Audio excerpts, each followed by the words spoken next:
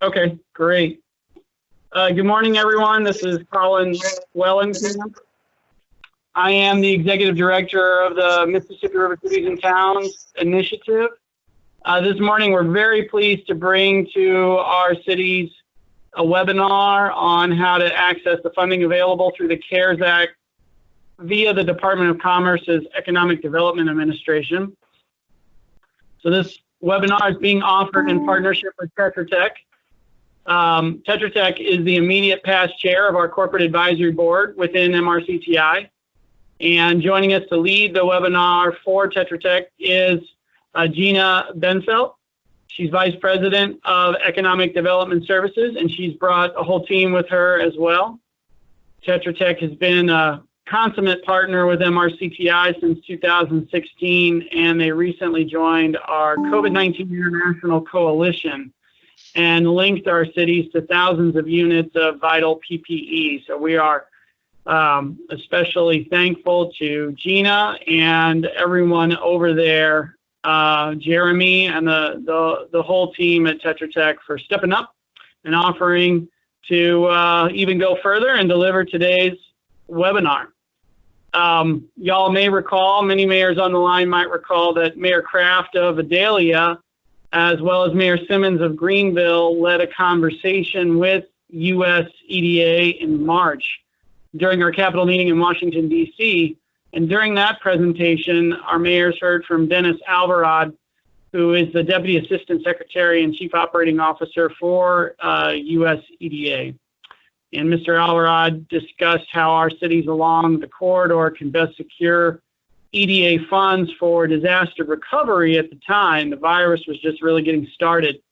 The reason I mention this is to show that MRCTI has a formal relationship with the EDA in Washington, which can help complement all our mayors' efforts to capture CARES Act funding through the agency that we're talking about today. Since we'll be focusing on the Economic Development Administration, we also thought it was prudent to have an economic development officer from one of our cities join in presiding over this call with me. Is Vineet on from Baton Rouge? Yes, sir, I am. Good morning. Hey, Vineet, good morning. Vineet is the Assistant Chief Administrative Officer for Economic Development for the city of Baton Rouge. Thanks for joining us, sir, and being with me on this. I'll hand it over to you to make any opening remarks you'd like to. Well, thank you, Mayor Gallagher. I'm really pleased to join this call with you in the cities of the Mississippi River. This is an absolute historic moment for the EDA. It was announced on May 7th that the EDA is receiving $1.5 billion, which is the largest allocation of disaster-related funding ever to be allocated to the agency, which is a big deal.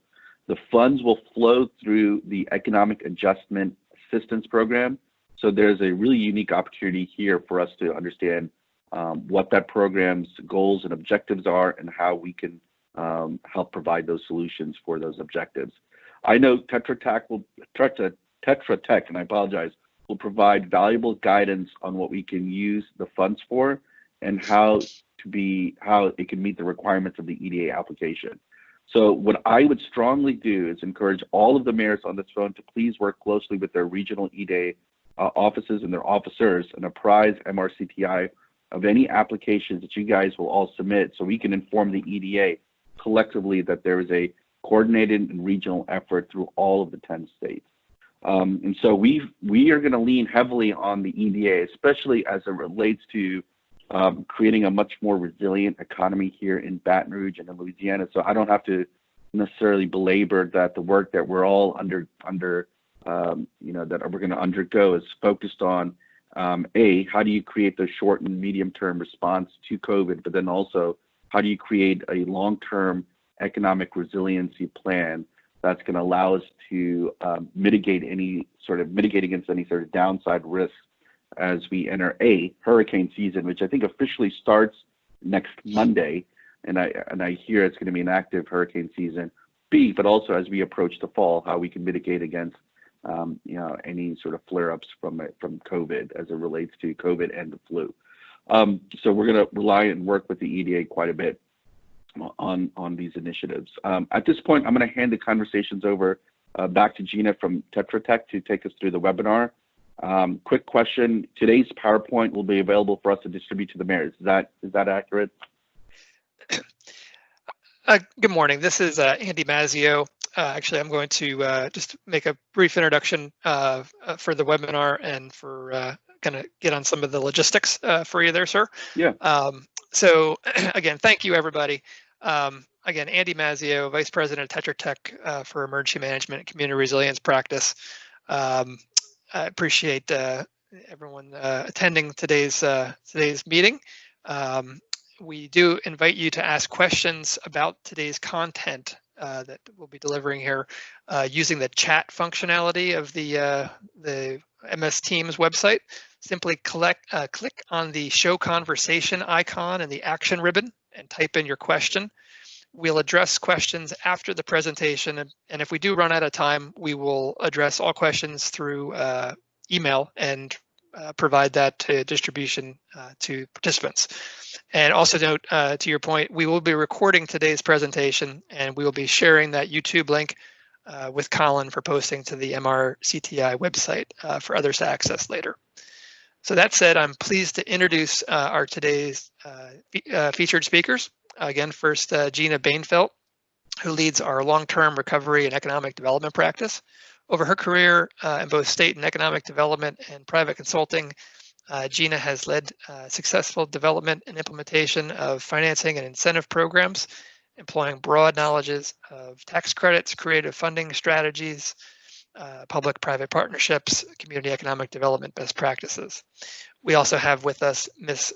Belinda Littlewood, who has extensive experience in disaster planning and recovery, worked with the Office of Recovery in New Orleans after Hurricanes Katrina, Rita, Gustav, Isaac, and Ike, as well as the BP oil spill. Served in the city's economic development director from 2008 to 2010 and led creation of the New Orleans Business Alliance, the first public-private economic development agency in the city's history. So with that said, I'm going to turn it over to Gina to kick us off. And thank you again for everybody attending today.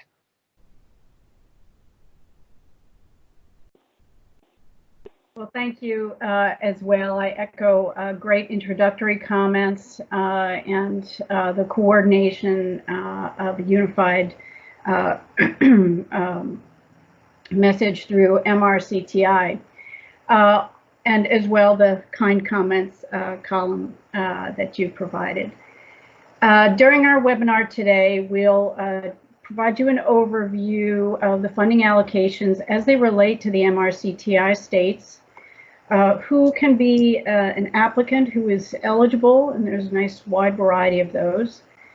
Some of the economic conditions, a little discussion high level of some of the challenges, but as well some of the opportunities that USEDA funding provides to solve some of the challenges that we're facing in eligible uses. Some key application requirements, some project examples. Again, the projects are existing projects through other components of USEDA funding, but that are applicable and could be useful under the USEDA COVID funding that's available now. A few next steps as communities anticipate applying, and then we'll take some questions and answers.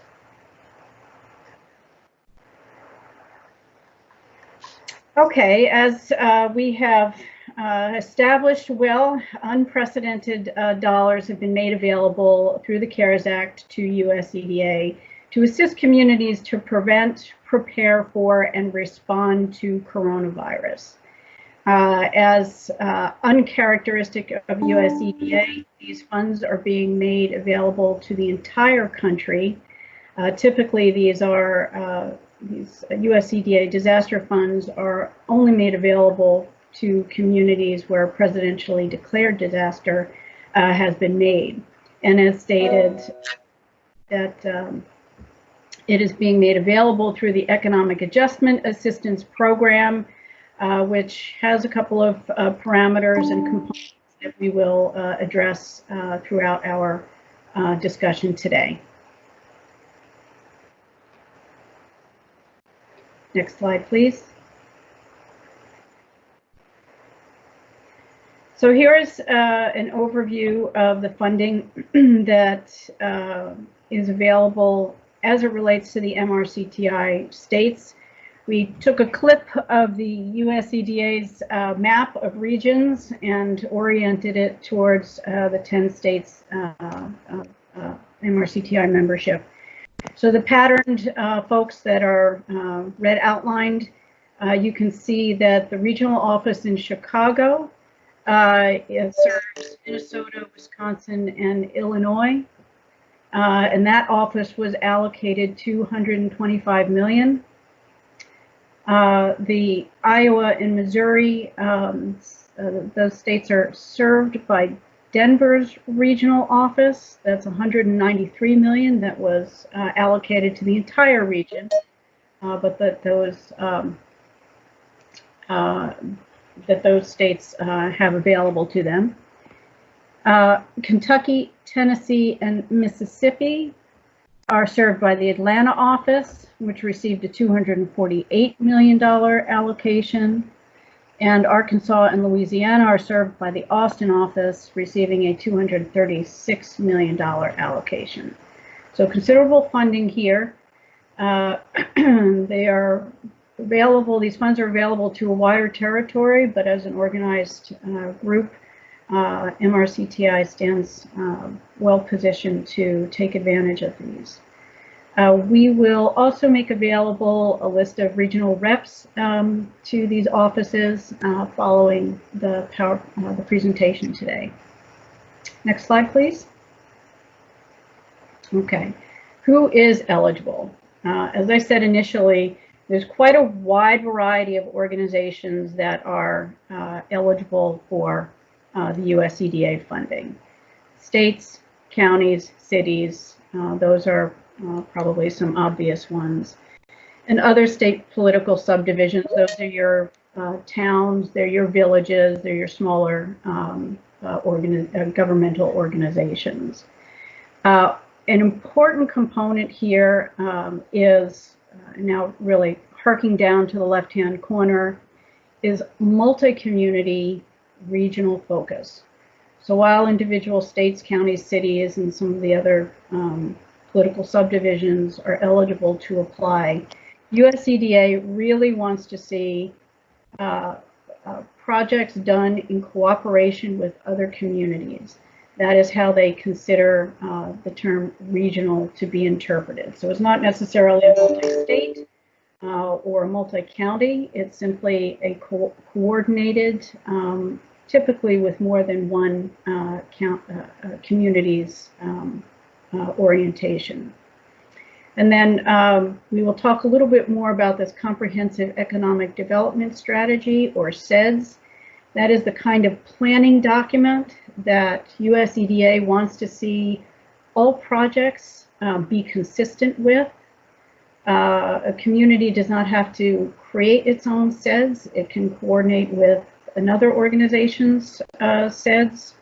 And there's also a process, even if a CEDS is not in place, to qualify other local planning documents or groups of them to satisfy this requirement. But just want to say real straightforward and upfront that coordination, cooperation, which we know MRCTI is all about, is really an overarching component of USEDA funding. So to that point, those district organizations, the fifth bullet down on the left, the economic development districts, they are also eligible applicants. They play key roles in communities, typically being an entity that's created a CEDS, but not always. And they are generally good to coordinate with.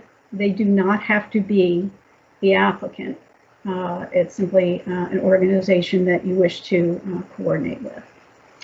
Other eligible applicants include Indian tribes and consortiums of tribes, special purpose units of state and local government, for economic development and infrastructure. So these are your economic development authorities. They might be your improvement authorities, your water authorities, and corporations. Institutions of higher education or consortiums of institutions of higher ed. So real important here is the 4-year institutions, 2-year, your community colleges, your technical institutions, where you're going to be dealing with many folks out of work and potentially needing retraining. We'll talk a lot more about that, but these are great organizations to partner with. They've been very successful with USEDA funding in the past. And then finally, public and private nonprofit organizations. These can be your chambers of commerce or other community groups. But again, important theme here is in cooperation with the local government or the regional group. Next slide, please.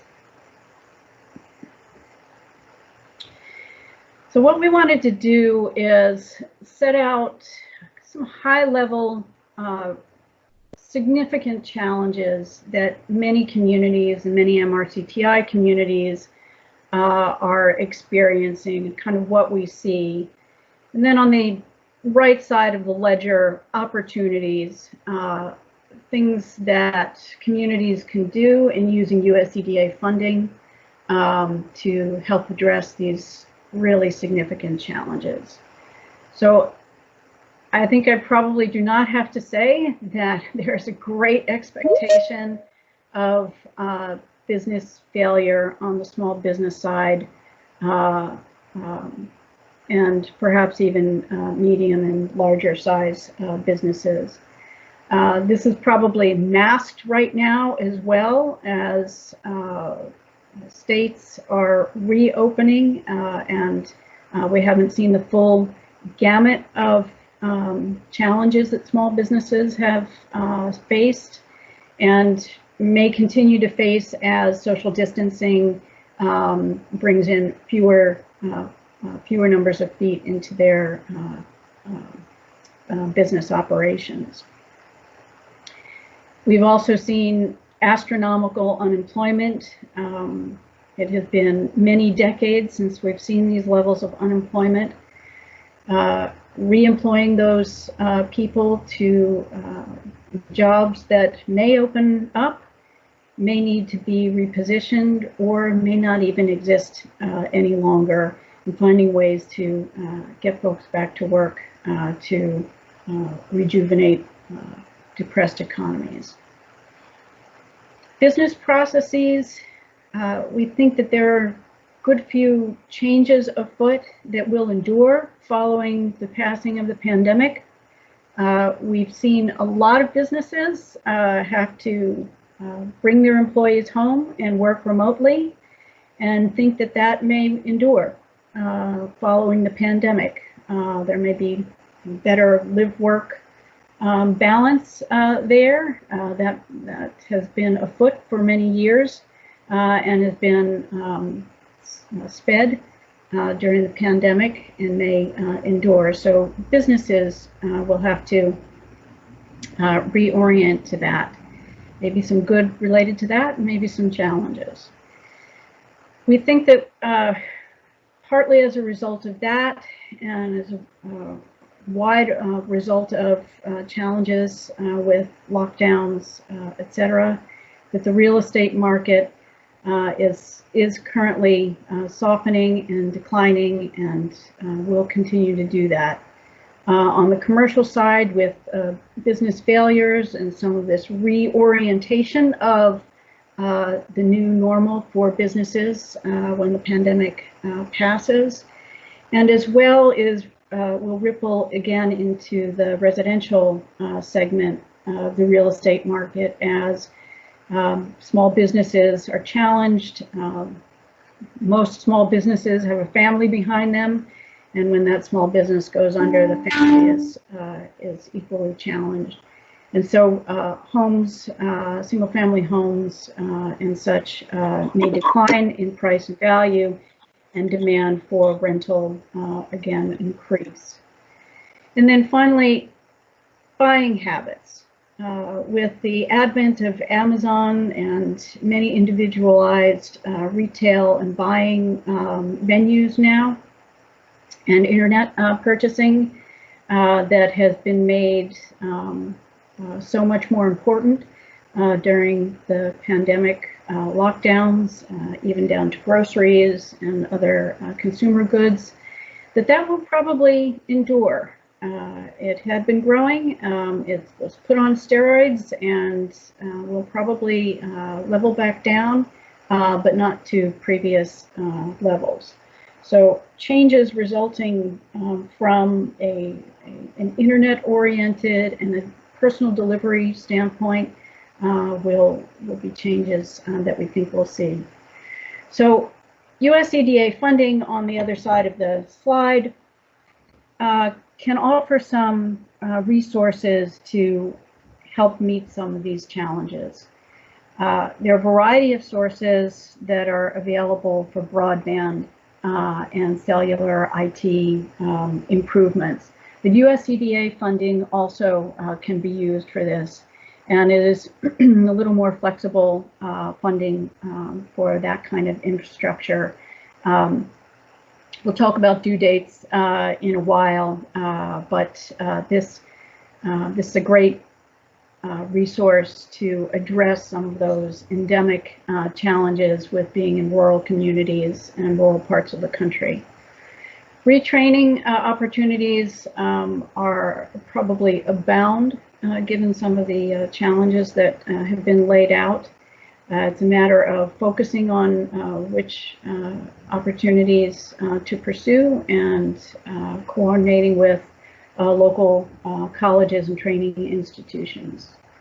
Business attraction, and I'll sort of combine this bringing manufacturing home. We've seen a lot of challenges with supply chain and inability to serve changed demand and ability to pivot quickly, and there's a move afoot to potentially bring home certain components of manufacturing back to the States. So retraining for those jobs can be an important component. And then finally, there are many more, but typically in a disaster situation where it's a flooding or a hurricane or something of this nature, there is a responding small boom in reconstructing homes and buildings and infrastructure. In the case of a pandemic, that is not present, but there are still quite a number of opportunities from lessons learned and best practices from the outbreak that will present opportunities for business growth and to meet those needs. Next slide, please.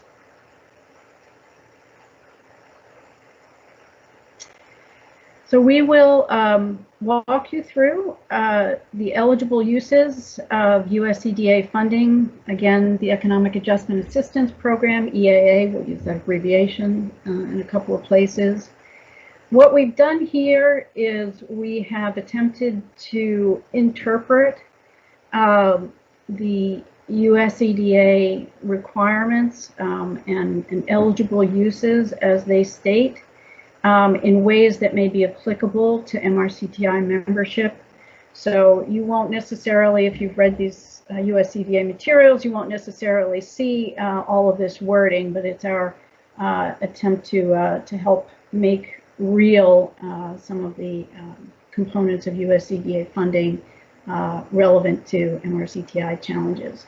So I'm going to turn it over to Belinda, who will get us through these next couple of slides.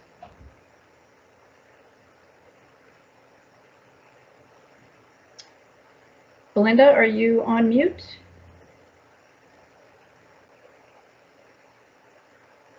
Sorry. I'm here now. Thank you, Gina. Gina just outlined the economic challenges and opportunities that all communities are facing right now based on the pandemic.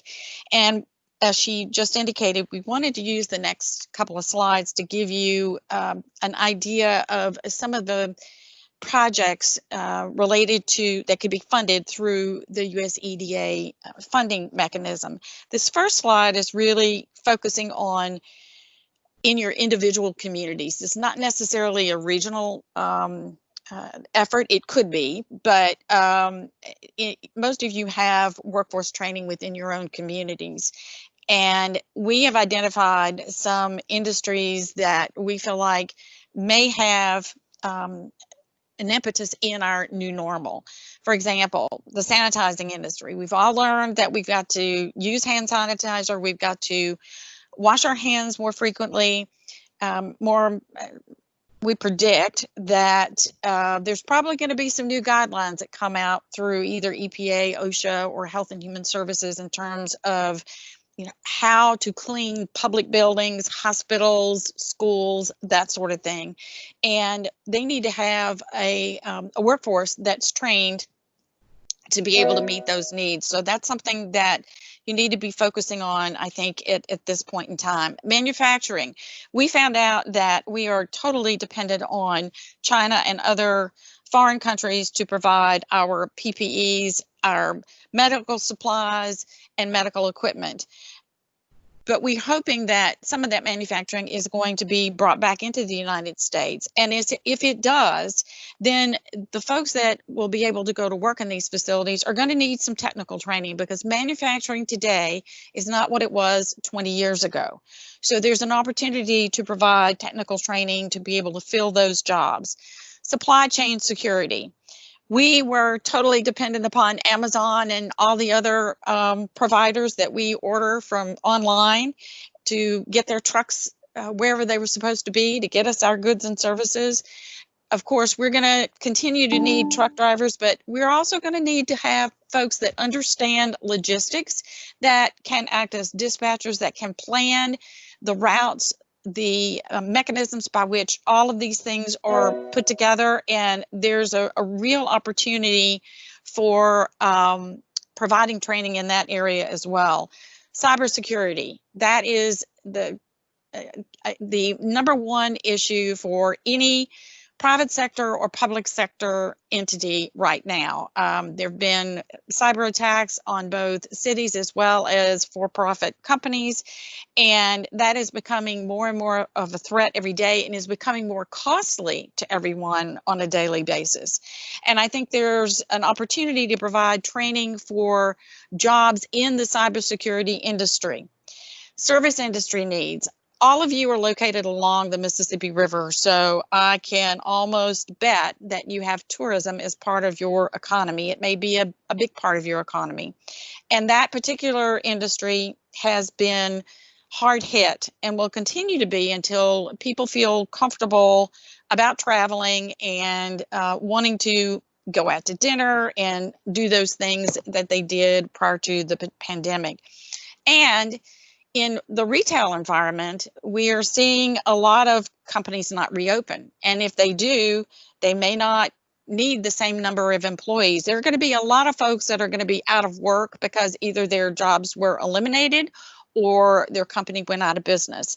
And here's an opportunity to take those service industry employees and retrain them in another format, in another industry. And for those service industries that do remain, they're going to need employees to meet their needs as well, because so many people have relocated, they've gone to another job. There's just a big gaping hole there that needs to be filled.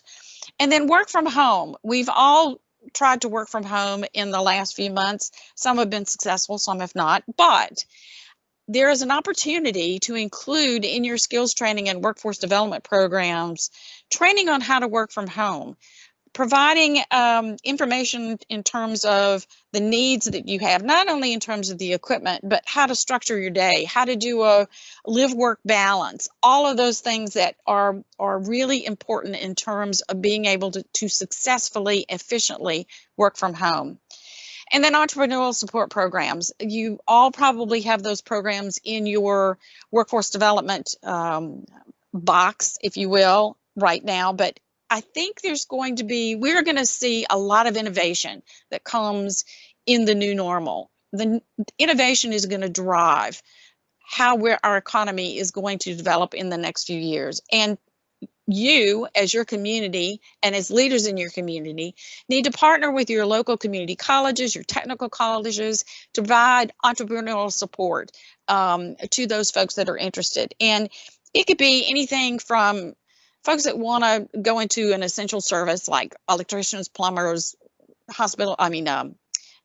HVAC engineers, but hospitals and medical clinics, dental offices, all of the medical related industry, they're going to have a critical need of trained employees. And I'm not talking just about doctors and nurses. I'm talking about medical coders, support staff, lab technicians, phlebotomists, that can work either in a hospital setting or in a blood center setting.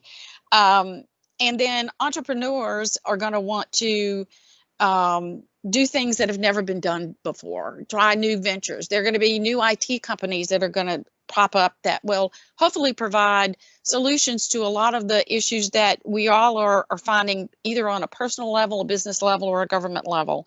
You're going to have cleaning companies that are developed, and I'm talking about companies that are a higher level than, say, a Janney King or some of the other franchise operations, because if there are new guidelines that come out from all these federal agencies in terms of how to adequately deep clean community buildings, then you're going to have companies that are set up to specifically do those services.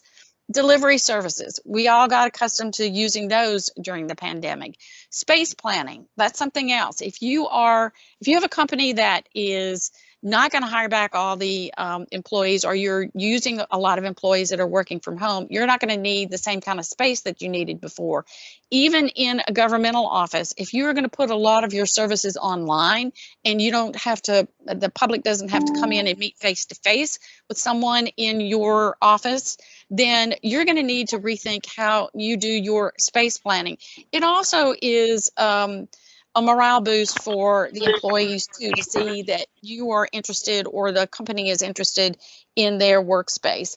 Contact tracing, even things like lawn maintenance, seamstresses, dressmakers. If you're ordering all your clothes online, you need to go someplace to get alterations.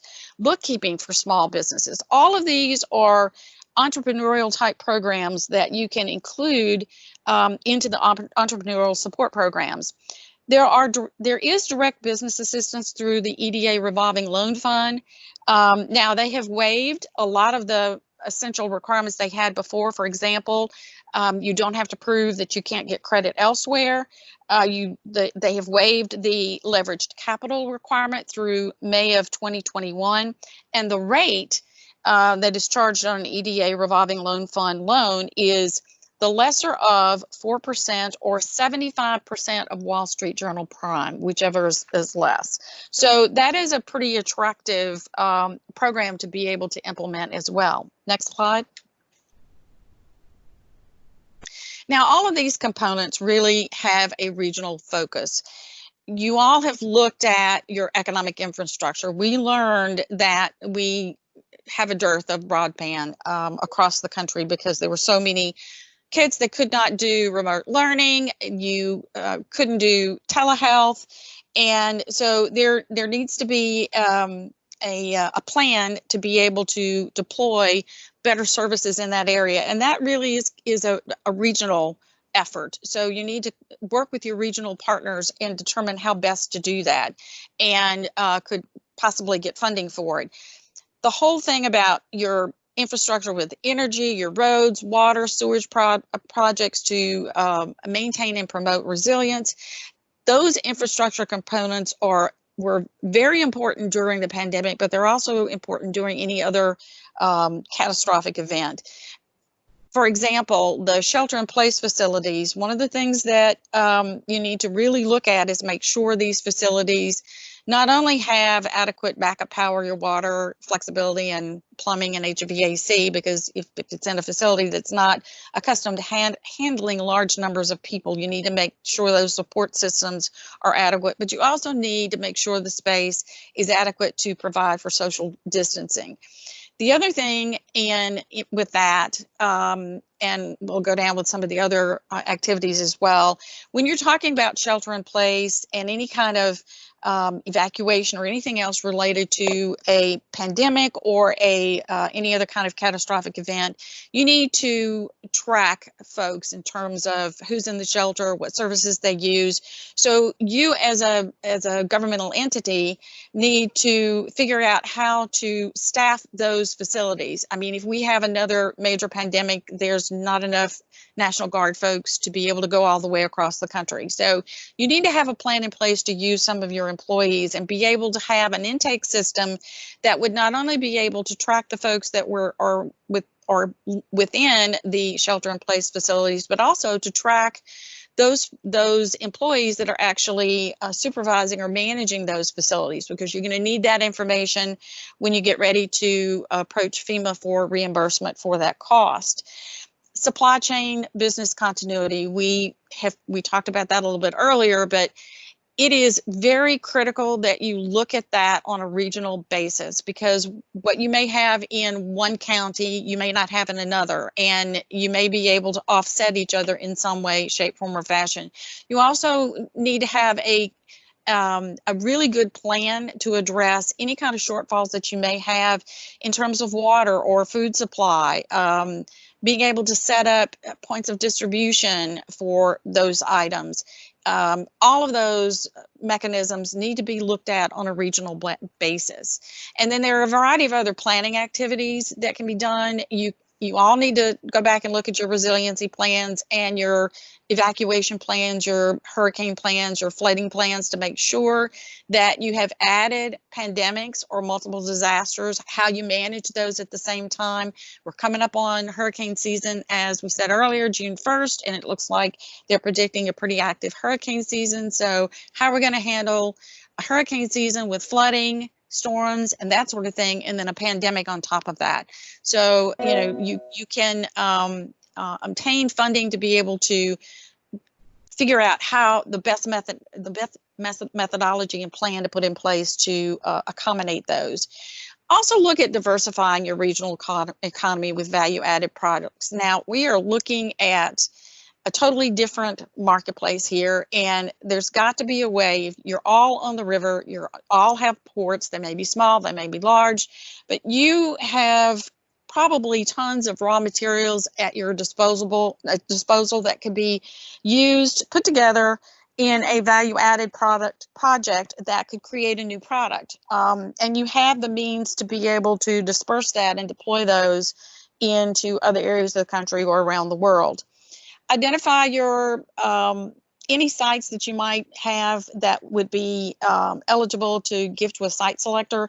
Even before the pandemic, we all saw that the big malls were beginning to close. Well, now we're going to see that happen probably even more, because even more large retailers have indicated they're going into bankruptcy or they're closing. So if you have these sites, you need to get them on the list of site selectors, or so that site selectors can see them on your website, so they can use those as they're trying to determine if it's available for manufacturing or any other industry that might need to come into your community and create new jobs. And then, of course, always look at the SEDS in terms of incorporating pandemic activities as well.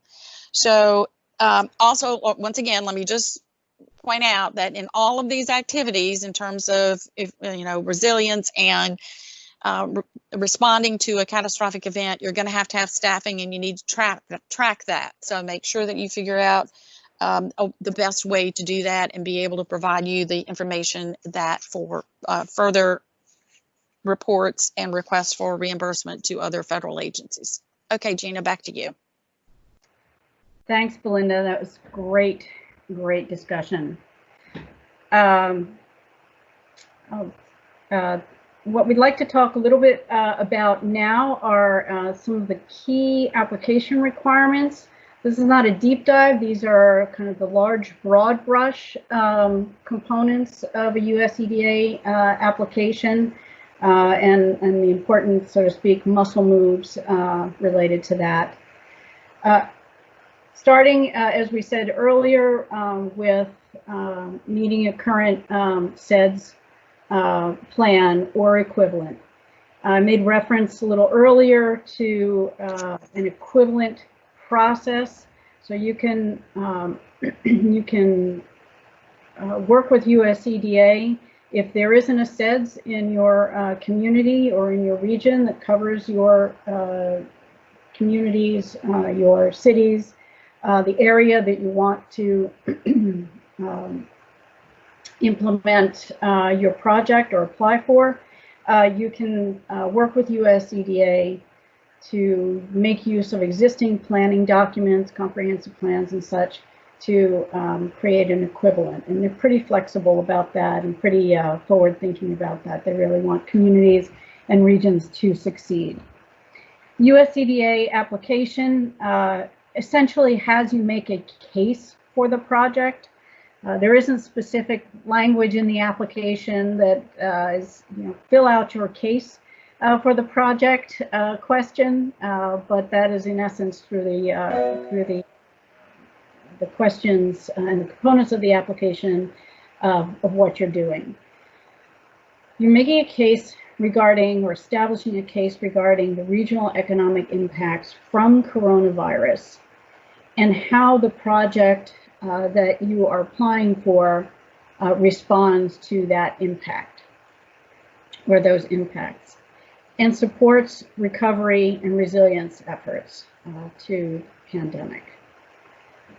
Little note here at the bottom of the page, there are two options for the conditions of pandemic and flooding. And we know that you all are still recovering from flooding of last year, still trying to get many of the projects done and many of your initiatives back to normal, or at least back to a new normal. So the way to combine the two sets of funding or the two sets of challenges under the COVID is to justify your project under the pandemic and then also resilience. Another option you could pursue is the 2019 funding for flooding. And USEDA received an allocation of $587 million last year that covers presidentially declared disasters related to flooding and other things, but flooding as it relates to the MRCTI communities. So you have that available to you as well, and those funds haven't been moving remarkably quickly. So some of your communities may still be able to find funding there. Again, though, presidentially declared disaster areas for last year's funding. And then one of the other overlays of USEDA funding is needing to meet at least one of the investment priorities. Those are critical infrastructure. That is customarily what you think of critical infrastructure, your roads, water, sewer, energy, broadband, other economic infrastructure. Workforce development and manufacturing, I think we've spoken enough about the training there. Exports and foreign direct investment. This is kind of looking at your ports, your railways, your airports, and what your capabilities are, and potentially enhancing those and encouraging foreign investment. May or may not be as relevant on the FDI side, but that's at least least one that you might be able to. And then projects that are located in opportunity zones. These are the federal designation about a year or more ago, offering capital gains tax benefit for investment in designated zones. So those are some important investment priorities that you want to at least provide one connection, a connection to at least one of them. Next slide, please.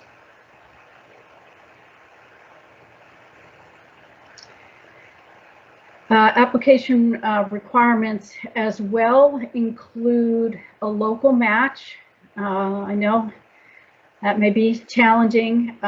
Typically, USEDA requires a higher percentage match for this funding. They've lowered the match requirement to 20%. There are cases where 100% of the funding from USEDA can be used for the project and no match requirement. Those are under real distress circumstances. Native American tribes also, as of right, do not have a match requirement. But sort of the little bit of the silver lining in terms of local match, in-kind staffing and contributions can be used for part of match. And your CDBG funds, your community development block grant funding can also be used for match. Some of the other federal funding that's been allocated under CARES Act also can potentially be used for match. So you may have other sources at your ready that wouldn't further tax your general funds. Overarching mission and component of USEDA funding, USEDA's mission is employment creation and retention. So everything you are phrasing your project in should have some component of employment creation and improvement of your local economy. Might not be difficult to discuss, but it's a very important component to USEDA's mission and should be to your application. Application. So there is no due date right now, and there is not anticipated to be a due date. Applications are being accepted on a rolling basis. And to USEDA's benefit, really rising to the challenge, they are committing to a 60-day approval for applications, which is terrific. But what that makes it incumbent on applicants to provide a really complete and thorough application so that EDA has all they need and can make good on that 60-day approval timeframe. They'll be accepting applications through September 2022 or until the time funds are exhausted, which we would anticipate would be before September 2022. So again, these are national dollars, and many communities, many regions are looking to leverage them. So while there isn't a specific deadline that everyone has to race to, being efficient about preparing an application is quite important. And then the deployment period for once approved is 2 years. So we talked about some infrastructure projects and maybe some capital projects. You want to be mindful of that as you're conceiving your application. The application perhaps could be a phase of that kind of a project, or feasibility and other kinds of analysis to help set up for that kind of a project. Next slide, please. And we are going to provide a couple of project examples. Again, as I mentioned early on, these are projects that have been funded with existing USEDA funds through either the Public Works or the Economic Adjustment Assistance Program. They're not this batch of dollars, but these projects are amenable and probably good candidates under the CARES Act COVID funding. So Belinda, if you would walk us Okay, through a couple. thank you very much. As Gina said, these projects are not funded through the CARES Act funding that are available, but we just wanted to give you some examples to see how they were structured. This first one is St. Cloud Technical and Community College, and it's basically an infrastructure project where they constructed a new advanced manufacturing training lab on their campus. EDA funded $2,530,000, and then their local investment match was $2,070,000, but they leveraged $37,700 in private investment. And this project was going to help to create 240 jobs and save 1,050 jobs. So when you're looking at a project, you need to look at not only your match, but also any other private investment that may come into play. And don't forget to look at other programs that you might be able to utilize too, that may not be a duplication of benefits, but could augment what you're trying to accomplish. Next slide. This is basically a planning grant for an economic development district in Montana.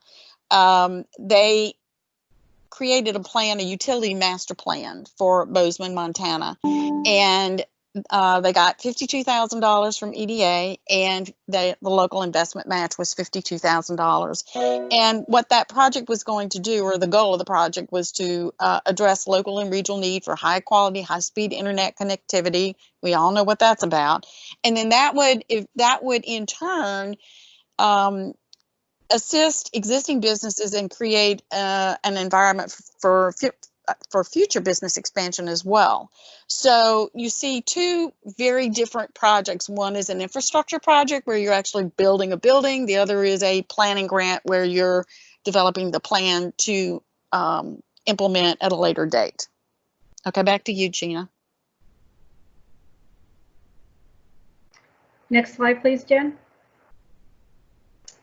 Okay, so this is our penultimate slide where we'll take maybe some questions in the remaining couple of minutes, just super quick. If you are intending to apply for USEDA funding for any number of projects you're considering, first, these are sort of large muscle move steps to take as you are considering application. First is probably pretty obvious. Solidify your project concept. There are many needs, many challenges. Focus on one or two, and really tease it out, tease your thinking out about it. Work with your partners. Who will need to be a part of this solution? Who will need to be a part of the project implementation?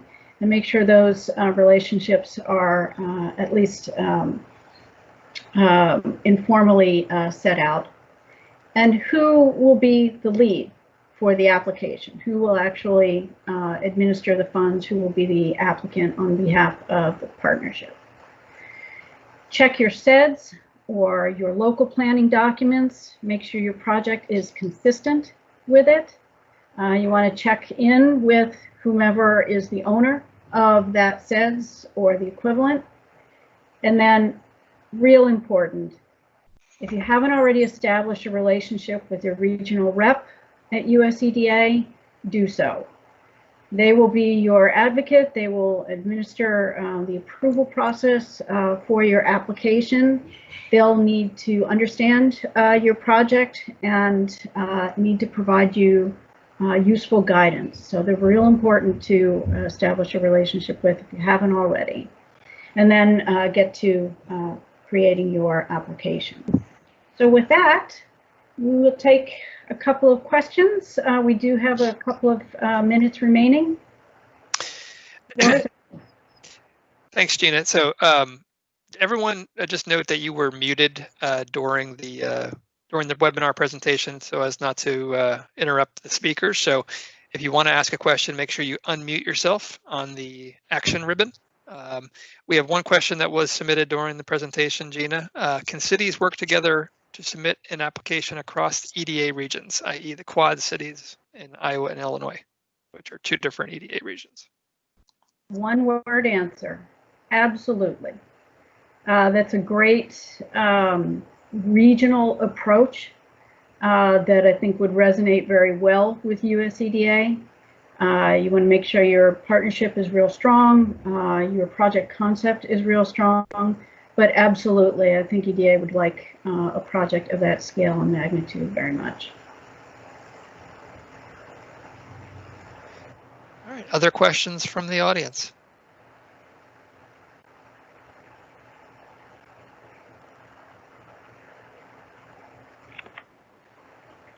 This is Colin.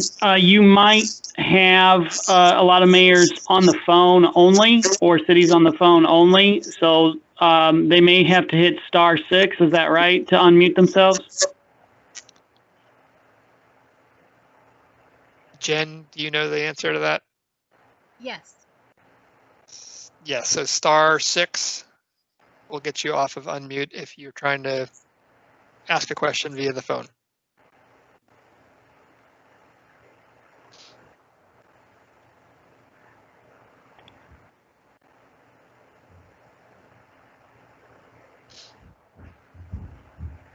Okay.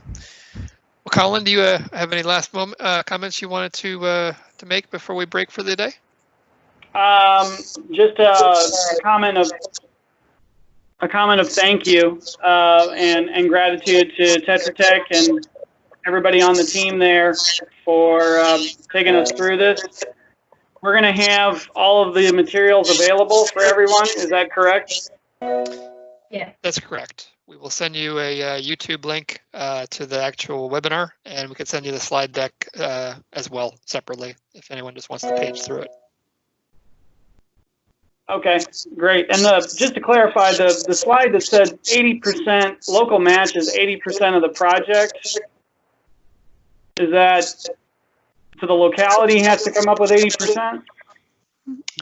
Colin, usually USEDA phrases their match as what they will provide. That 80% is their funding. The local match would be 20%. Okay, great. That was a little confusing. I was hoping that was the case. I just wanted to make sure. Yeah, we changed that. That was, I think, a draft slide. We changed that to make sure it was a little clearer. Okay. Sorry about that. Well, thank you again for all your help and for taking us through this. Very valuable. Well, we stand ready as well with any questions that may come following in the next day or so, in coming weeks and months. So happy to support here. And we can include your contact information when we send it out, the materials out to all the mayors as well. Absolutely. Very well. Thank you, everyone. Have a great afternoon. We'll Thanks, talk again guys. soon. Bye now. Okay. Thank you again.